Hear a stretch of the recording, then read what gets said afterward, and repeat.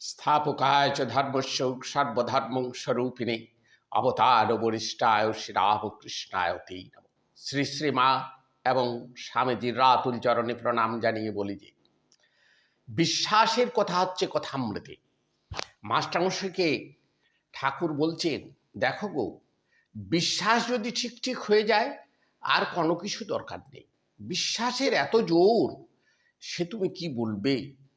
দেখো, হনুমান প্রভু রামকে বিশ্বাস করেছেন, তার প্রভু ভগবান পূর্ণ ব্রহ্ম নারায়ণ, পূর্ণ ব্রহ্ম রামচন্দ্র, তাকে ভক্তি করে বিশ্বাস করে হনুমান সমুদ্র লঙ্ঘন করল সেই রাম নাম নিয়ে।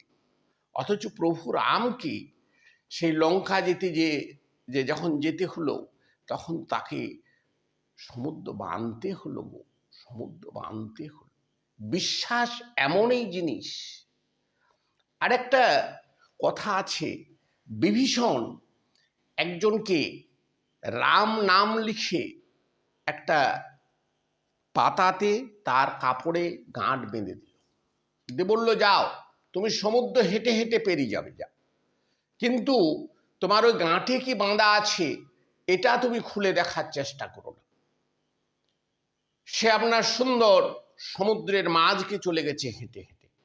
তারপরে হঠাৎ তার মনে অবিশ্বাসের জন্ম হয়েছে। বললে, বাবা, বিভীষণ কি বললো, কি কাপড়ে কি বেঁধে দিয়েছে, দেখি তো খুলে। দেখলো যে শুধু রাম নাম লেখা আছে। বলল, বাবা, এই নামের এত জোর। এই যখনই মনে তার অবিশ্বাসের জন্ম হলো, অবিশ্বাসের জন্ম হতেই সে সমুদ্রে ডুবে চলে গেল।